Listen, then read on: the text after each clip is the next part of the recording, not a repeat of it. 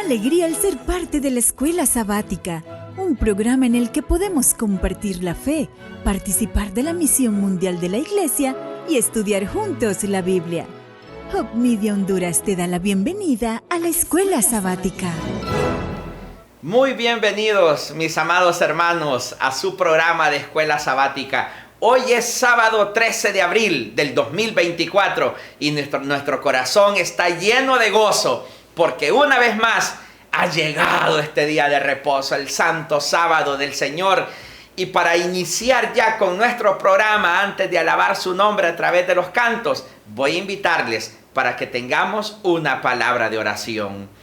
Nuestro Dios y Padre, muchas gracias una vez más por permitirnos alabar tu santo nombre. En tus manos de amor depositamos nuestra vida, Señor, y te pedimos tu bendición y que recibas estas alabanzas y este culto como un aroma grato ante tu presencia. Lo rogamos en el nombre de Jesús. Amén. Hope Media Honduras te desea un muy feliz sábado. Hope Media Honduras, llevando esperanza.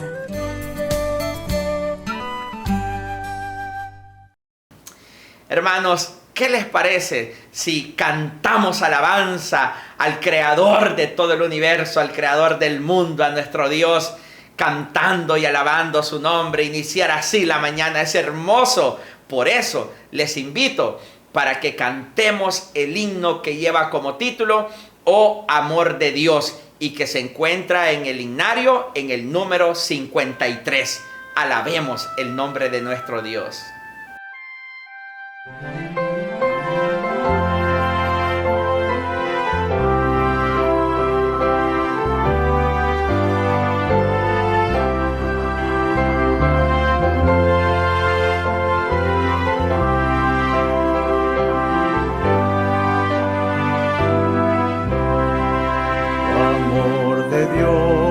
Tu inmensidad el hombre no podrá contar ni comprender la gran verdad que Dios al hombre pudo amar. Cuando el pecado entró al hogar de Adán y Eva en Edén, Dios los sacó, mas prometió un Salvador también. Oh amor de Dios brotando estás, inmensurable, eternal, por las edades durarás, inagotable raudal.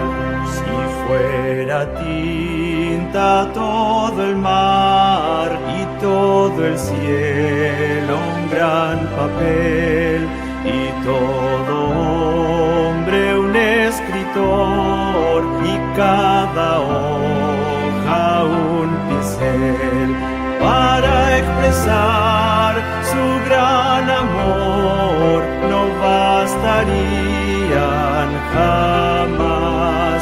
Él me salvó y me lavó y me da el cielo además.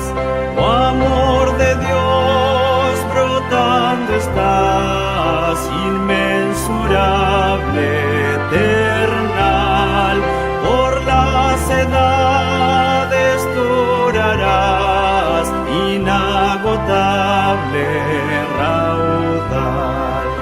Yo sé que el mundo pasará con cada trama y plan carnal y todo reino caerá con cada trono mundanal.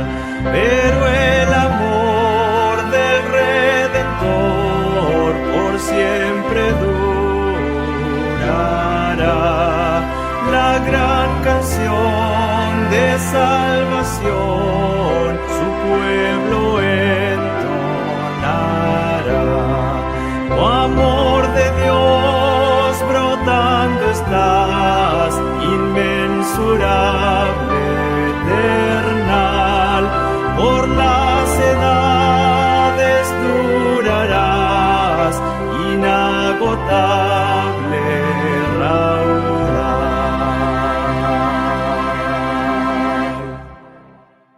Qué bonito es cantar alabanzas a nuestro Dios, y más cuando anunciamos, oh amor de Dios, tu inmensidad.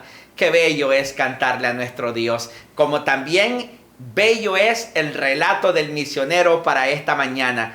Le invito para que me acompañe a ver de qué se trata este relato de esta mañana. Informe misionero, Uzbekistán, para el 13 de abril, la cuerda rota. Arthur se bautizó en Uzbekistán cuando tenía 5 años. Sin embargo, él no sabía nada acerca de Dios, pues nadie le había hablado de Dios ni tampoco lo llevaron más a la iglesia después de su bautismo. Aunque nunca pensaba en Dios, a los 14 años empezó a usar un pendiente en forma de cruz en la oreja, simplemente porque le gustaba cómo le quedaba. Tiempo después, Arthur le dijo a su madre que quería aprender a tocar guitarra. Su madre lo llevó a una tienda de música.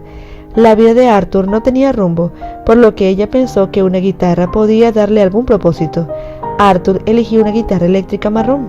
En casa, Arthur buscó tutoriales de guitarra en YouTube y empezó a practicar para aprender a tocarla, pero no era nada fácil. Al presionar las cuerdas con los dedos le dolían, aunque al cabo de unos días el dolor empezó a disminuir. Sin embargo, la música que lograba tocar no sonaba nada parecido a lo del profesor de YouTube. 2 semanas después de comprar la guitarra, se rompió una cuerda. Arthur no sabía cómo cambiarla, así que buscó ayuda en internet. Encontró el número de teléfono de alguien llamado Artyom, que ofrecía clases de guitarra, y lo llamó.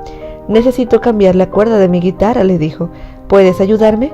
Artyom le dio la dirección a Arthur de su casa. La dirección le resultó familiar. Arthur preguntaba por qué le sonaba tanto. Entonces recordó que su madre trabajaba con un hombre llamado Pasha en aquella dirección. Los dos fabricaban muebles juntos, aunque Pasha ya había muerto. «¿Por casualidad eres tú el hijo de Pasha?», le preguntó Arthur. «Sí, yo soy», le respondió Artyom. Al día siguiente, Artyom cambió la cuerda de la guitarra. Después le preguntó a Arthur si sabía tocarla. Arthur intentó mostrar lo que había aprendido con los tutoriales de YouTube, pero Artyom lo detuvo. Para, le dijo. «Estás tocando los acordes al revés». Entonces Arthur comprendió por qué su música no sonaba en absoluto como la del profesor de YouTube. No había estado tocando correctamente. Artyom invitó a Arthur a recibir clases de guitarra. En la primera clase, Artyom hizo una pregunta por el pendiente en forma de cruz que llevaba Arthur en la oreja. «¿Eres cristiano?». Arthur le contestó que no. En la segunda lección, Artyom sugirió reunirse la próxima vez en un salón de la iglesia adventista del séptimo día. Esa iglesia estaba cerca de la casa de Arthur, así que él aceptó. A medida que Arthur aprendía a tocar la guitarra, empezó a pasar más tiempo con Artyom fuera de clases. Se enteró de que Artyom era un pionero de misión global, un misionero que comparte el evangelio con la gente de su propia cultura. Aceptó varias invitaciones para ir de excursión con Artyom y otros adventistas a las montañas. Cuando los excursionistas se sentaban a descansar, Arthur disfrutaba escuchándolo entonar canciones. Artyom tocaba la guitarra con ellos. Aquel verano, Arthur fue a un retiro de jóvenes adventistas en otra ciudad.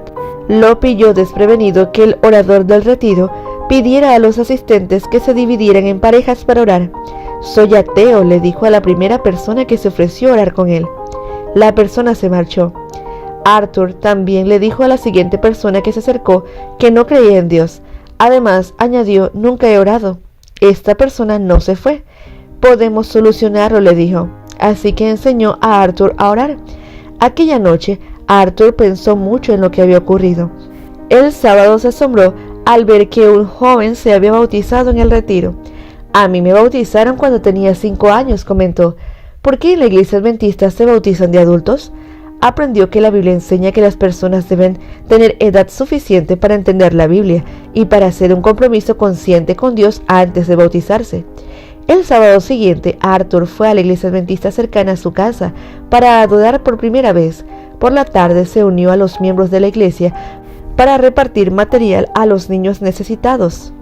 Sintió que una nueva alegría llenaba su corazón y pensó: ¿Qué sentido tiene vivir si no ayudo a los demás? Fue un punto de inflexión en su vida. Ya no quería vivir una existencia sin rumbo, así que decidió ayudar a los demás y a conocer a Dios. Han pasado 8 meses desde que Arthur empezó a asistir a la iglesia con regularidad. Ha estado estudiando la Biblia y quiere entregar su corazón a Jesús por medio del bautismo. Se alegra de que se le rompiera la cuerda de la guitarra. Encontré a Dios gracias a la rotura de una cuerda de mi guitarra, dice. Parte de la ofrenda del 13º sábado de este trimestre ayudará a abrir a la primera escuela primaria adventista en Uzbekistán. Y llegado este momento, corresponde el repaso de la lección, que es nuestro folleto de escuela sabática que estudiamos todos los días a lo largo del trimestre y a lo largo de todo el año. Esta mañana hemos estudiado esta semana bajo el tema amor o egoísmo. Esa es la cuestión. Ese ha sido el tema de esta semana.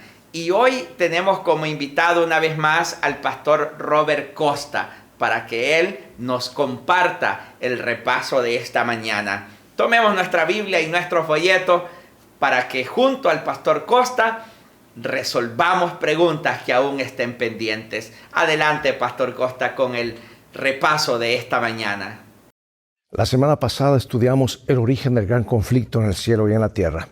Y esta semana nos enfocamos en cómo se desarrolla la gran controversia en las vidas y en la historia del pueblo de Dios, especialmente en el pueblo de Dios en la última parte del Antiguo Testamento, con la iglesia y el pueblo de Dios en el Nuevo Testamento.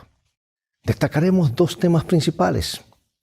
Como resultado de su rechazo de Cristo, Judá oficialmente como entidad política perdió su estatus de nación favorecida como pueblo especial de Dios y sufrió la horrible experiencia de la destrucción de Jerusalén. Y segundo, veremos cómo Dios estableció a su pueblo, el remanente de Israel, e incorporó a él tanto a judíos como a gentiles y los salvó de los cataclismos que azotaron a Jerusalén en el año 70 después de Cristo. Dios guió a su iglesia en su misión de proclamar el Evangelio de Jesucristo, llamando a personas de todas las naciones a recibir las buenas nuevas y unirse a su nuevo pueblo. Bueno, en un momento más regresaremos con este tema tan, pero tan importante.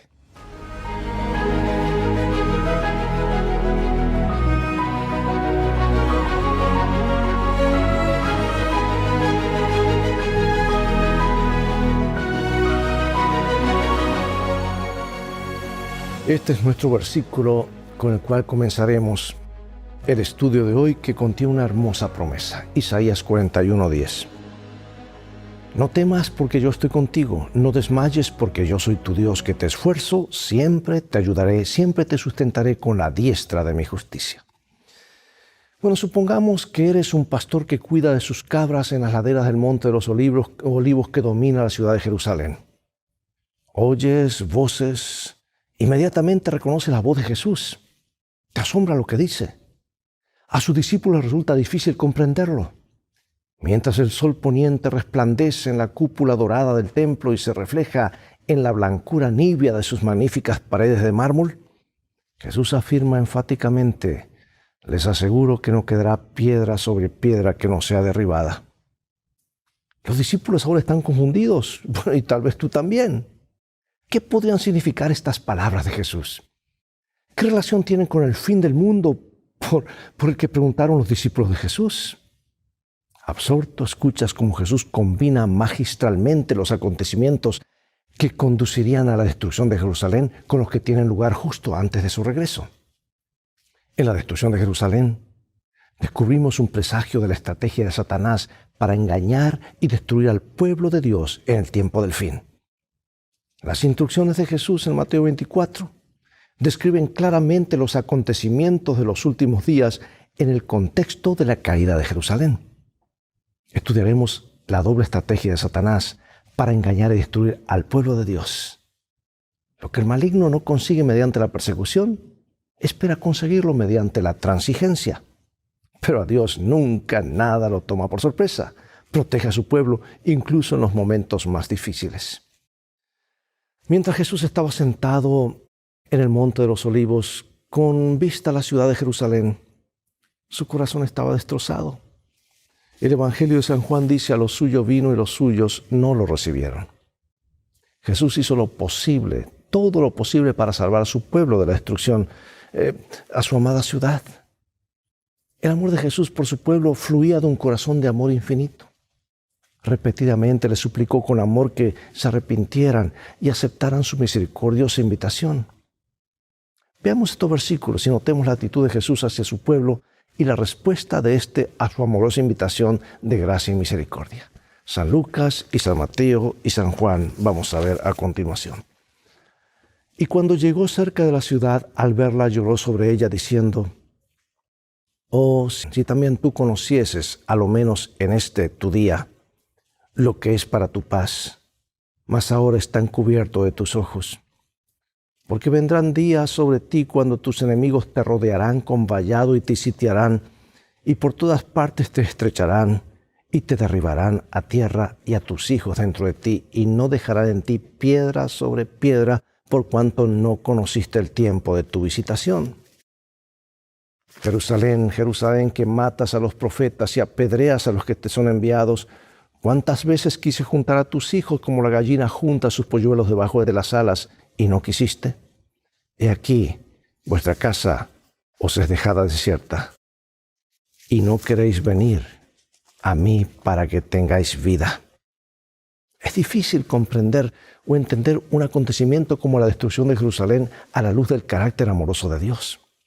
Pero la historia revela que decenas de miles de personas murieron cuando el general romano Tito dirigió sus ejércitos contra la ciudad. Jerusalén fue devastada. Hombres, mujeres y niños fueron masacrados. ¿Dónde estaba Dios cuando su pueblo sufría tanto?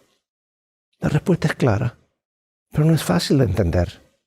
Su corazón estaba destrozado. Sus ojos se llenaron de lágrimas. Durante siglos le extendió la mano a su pueblo, pero su rebelión contra la amorosa bondad de Dios, ahora perdieron la protección divina. Por esa rebelión, Dios no siempre interviene para limitar los resultados de las decisiones de su pueblo. Permite que desarrollen las consecuencias naturales de la rebelión. Dios no causó la matanza de niños inocentes en la destrucción de Jerusalén. La trágica muerte de los inocentes fue obra de Satanás, no obra de Dios. Porque Satanás se deleita en la guerra, porque despierta las peores pasiones del corazón humano. Y a lo largo de los siglos, ha sido su propósito engañar y destruir para luego culpar a Dios de sus malas acciones. Ahora Jesús nos dio instrucciones específicas, dio instrucciones a su pueblo para salvarlo de la destrucción venidera de Jerusalén. Yo diría, le dio información clasificada. Aquí está, Mateo 24, el sermón profético. Por tanto, cuando veáis en el lugar santo la abominación desoladora de que habló el profeta Daniel, el que lee entienda, entonces los que estén en Judea huyan a los montes. El que está en la azotea no descienda para tomar algo de su casa, y el que está en el campo no vuelva atrás para tomar su capa. Mas ay de las que estén encintas y de las que críen en aquellos días. Orad pues que vuestra huida no sea en invierno ni en día de reposo. Es bueno recordar que la gran mayoría de los cristianos que vivían en Jerusalén en el año 70 después de Cristo eran de origen judío. Un Dios amoroso deseaba preservar la mayor cantidad posible de su pueblo. Por eso dio la instrucción de que cuando se acercaran los ejércitos romanos debían huir de la ciudad. Reflexiona sobre la siguiente afirmación. Nosotros no juzgamos el carácter de Dios por los acontecimientos que vemos a nuestro alrededor. Más bien, filtramos todos los acontecimientos que vemos a través del prisma de su carácter amoroso revelado en la Biblia. ¿Por qué este es un buen consejo? Él no hace nada sin advertirnos anticipadamente. En cada ocasión envía un mensaje a través de sus profetas. Nada hará el Señor Jehová sin que revele primero su secreto a los profetas. La misericordia, la gracia, la providencia y la presencia de Dios se revelan claramente en los acontecimientos que condujeron a la destrucción de Jerusalén. Sestio Galo y los ejércitos romanos rodearon la ciudad. En un movimiento inesperado, cuando su ataque parecía inminente, se retiraron. Y los ejércitos judíos los persiguieron y obtuvieron una gran victoria. Mientras los romanos huían y los judíos los perseguían, los cristianos de Jerusalén huyeron a Pela, en Perea, del otro lado del río Jordán. Elena de White comenta acerca de esto. Ella dice así: ya estaba dada la señal a los cristianos que aguardaban el cumplimiento de las palabras de Jesús, y en aquel momento se les ofreció una oportunidad que debían aprovechar para huir conforme a las indicaciones dadas por el Maestro. Los sucesos se desarrollaron de modo tal que ni los judíos ni los romanos hubieran podido evitar la huida de los creyentes. Sí, Dios tiene un cuidado providencial de sus hijos. Mira lo que dice Salmos y lo que dice Isaías. Dios es nuestro amparo y fortaleza, nuestro pronto auxilio en las tribulaciones. No temas, porque yo estoy contigo. No desmayes, porque yo soy tu Dios que te esfuerzo. Siempre te ayudaré, siempre te sustentaré con la diestra de mi justicia. Amados, Dios es soberano y gobierna todos los acontecimientos de la tierra para el cumplimiento final de sus propósitos divinos. Aunque a veces Dios altera sus planes originales sobre la base de nuestras decisiones humanas, pero sabe, su plan final para este planeta se cumplirá. Habrá momentos en que el pueblo de Dios experimentará dificultades, persecución, encarcelamiento y la muerte misma por causa de Cristo. Pero aún en los tiempos más difíciles, con los ataques más despiadados de Satanás, Dios sostiene y salvaguarda a su iglesia. Otra cita hermosa del libro El conflicto de los siglos, un libro que todos debemos leer. Vanos serán los esfuerzos de Satanás para destruir la iglesia de Cristo por medio de la violencia. La lucha en que los discípulos de Jesús entregaban la vida no cesaba cuando estos fieles portaestandartes caían en su puesto. Triunfaban por su derrota. Los siervos de Dios eran sacrificados, pero su obra seguía siempre adelante. Pregunto, amados, ¿qué debería significar para nosotros el hecho de que los autores bíblicos, que sin duda conocían el dolor y sufrimiento, no obstante pudieran escribir vez tras vez sobre la realidad del amor de Dios?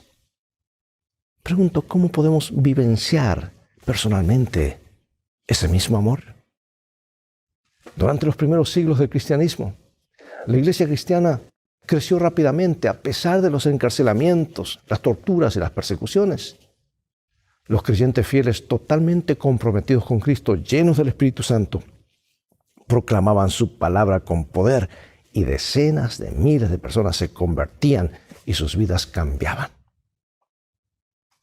Nos dice el libro de Hechos, aquí registra, así que los que recibieron su palabra fueron bautizados y se añadieron aquel día como 3,000 personas. Pero muchos de los que habían oído la palabra creyeron y el número de los varones era como 5,000. Y todos los días en el templo y por las casas no cesaban de enseñar y predicar a Jesucristo. ¿Cada cuánto? Cada campaña de evangelismo, no todos los días, dice.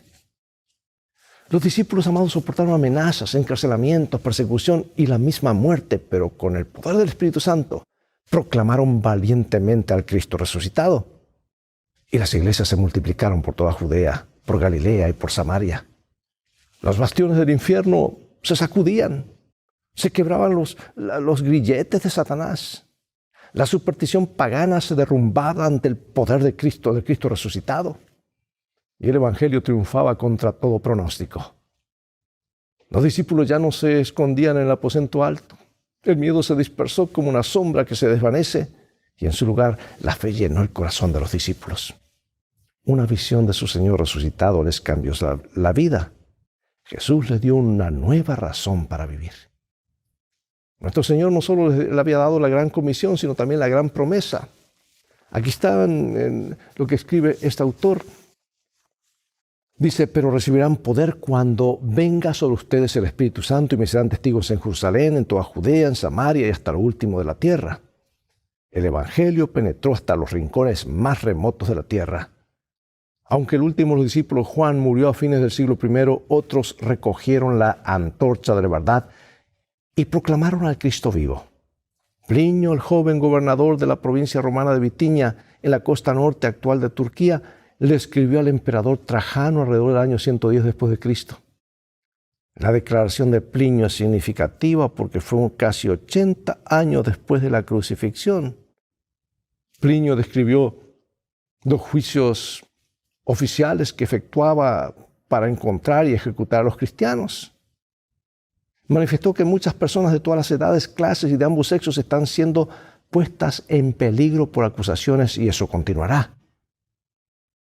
El contagio de esta superstición hacia el cristianismo se ha extendido no solo en las ciudades, sino también en las aldeas y en los distritos rurales. Tremendo documento histórico. Pero ¿sabes? A pesar de los ataques más despiadados del diablo, la iglesia cristiana creció rápidamente, se multiplicaba.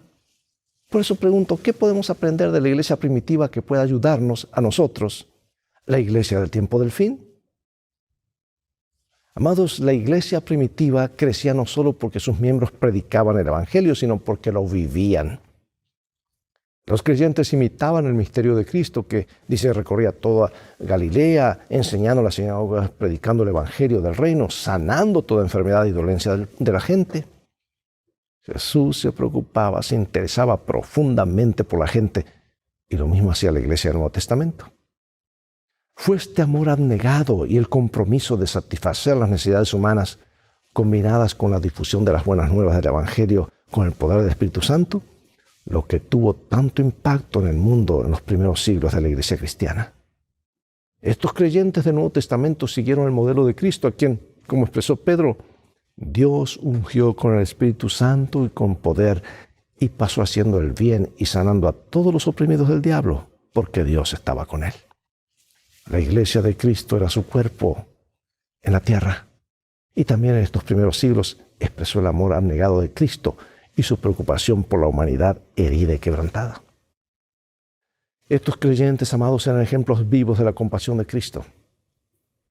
En el gran conflicto que asola el universo, el diablo quiere desfigurar la imagen de Dios en la humanidad. Y el propósito del Evangelio es restaurar la imagen de Dios en la humanidad. Y esta restauración incluye la restauración física, mental, emocional y espiritual.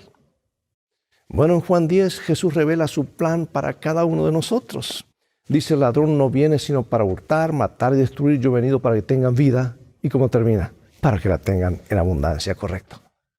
Él anhela que estemos físicamente sanos, mentalmente alerta, emocionalmente estables y espiritualmente enteros. Esto es especialmente cierto a la luz de la promesa de su venida. Este mundo enfrenta una enorme crisis. Las mismas predicciones de Jesús en Mateo 24 y Lucas 21 anticipan condiciones catastróficas en la tierra antes de su venida.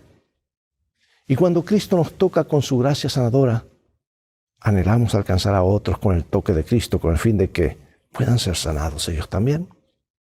Jesús nos envía al mundo quebrantado, como embajadores de Cristo para tocar a otros con su amor. El cristianismo del Nuevo Testamento se caracterizó por el amor de los cristianos entre sí y por sus comunidades.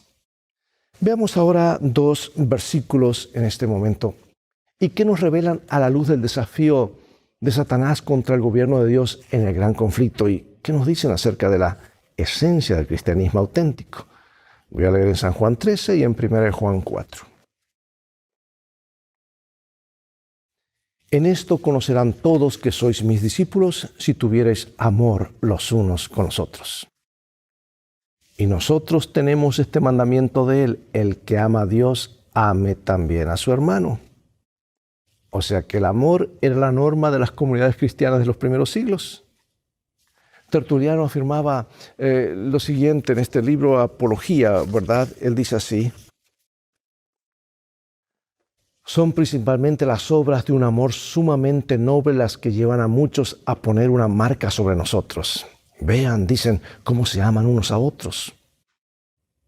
Una de las mayores revelaciones del amor de Dios se demostró cuando 2 pandemias devastadoras asolaron los primeros siglos, el año 160 después de Cristo y el año 265 después de Cristo, o sea, 100 años después. Los cristianos dieron un paso al frente y atendieron a los enfermos y moribundos. Estas plagas mataron a decenas de miles de personas y dejaron pueblos y ciudades enteras casi sin habitantes.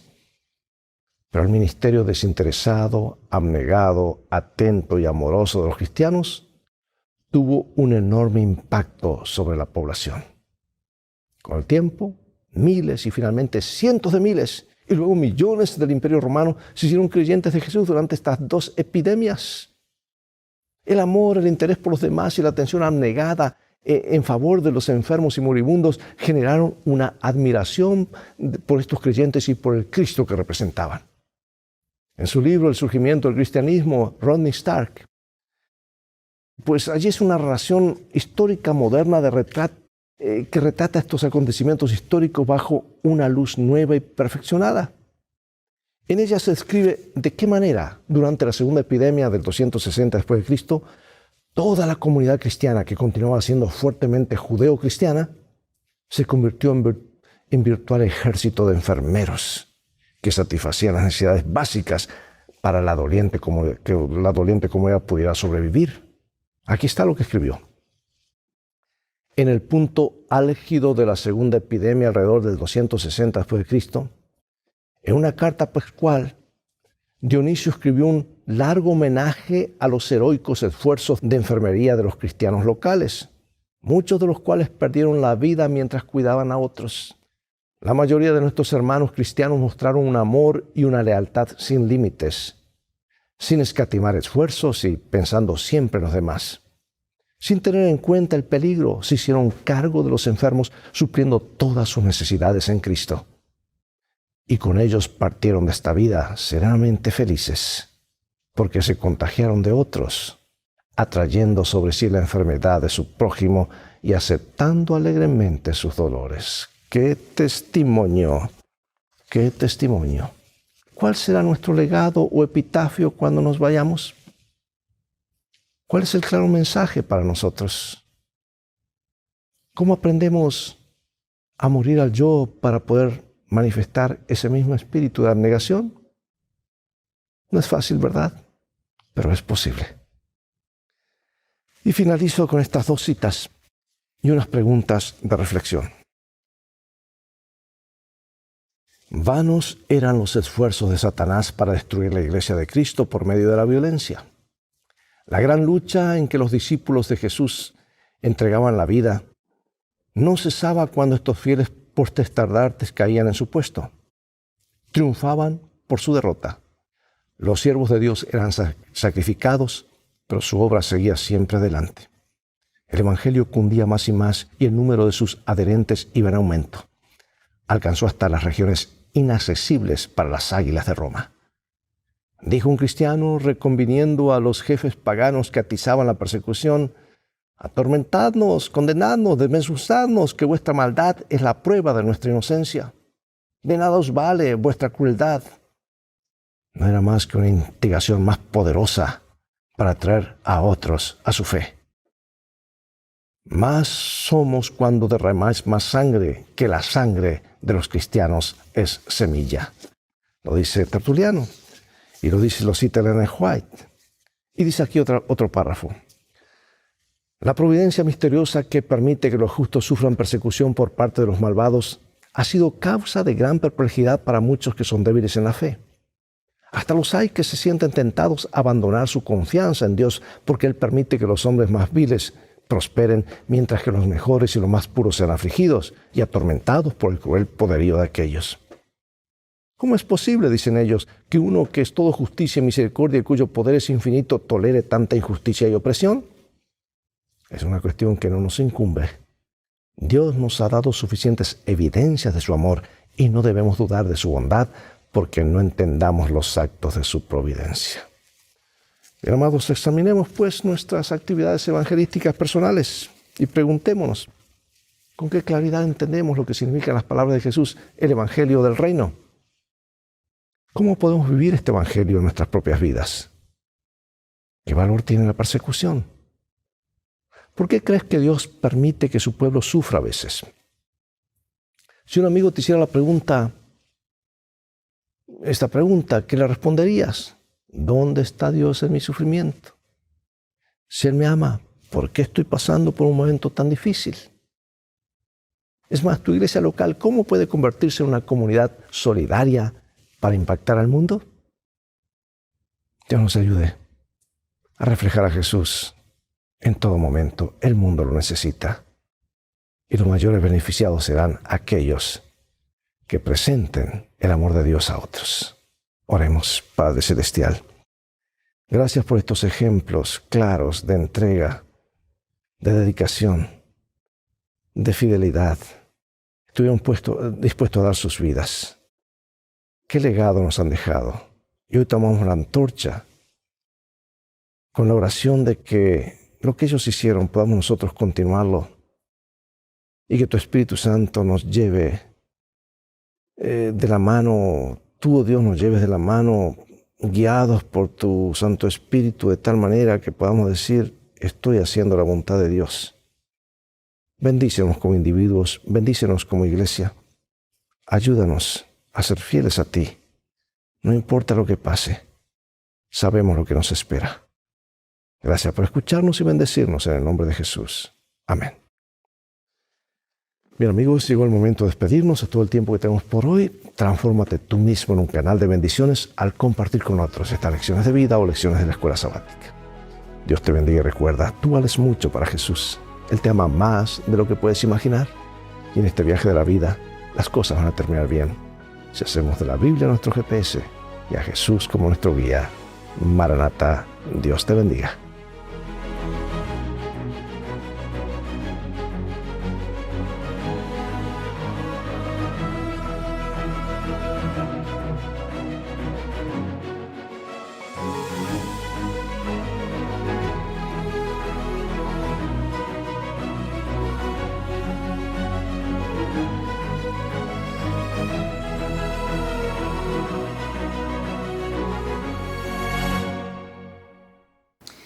Gracias, Pastor Costa, una vez más por permitirnos estudiar la palabra con la ayuda suya, en la dirección del Espíritu Santo. Gracias a usted, mi querido hermano, por estar siempre pendiente, conociendo más del amor de nuestro Dios.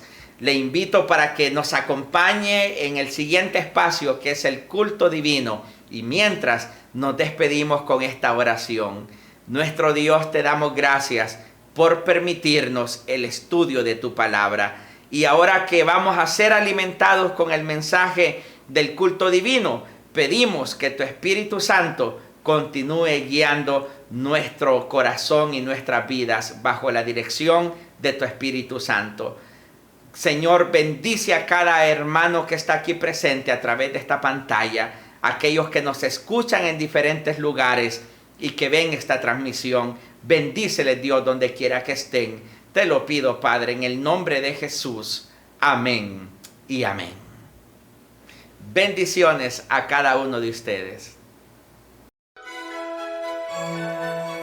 ¡Qué privilegio que nos hayas acompañado en la escuela sabática!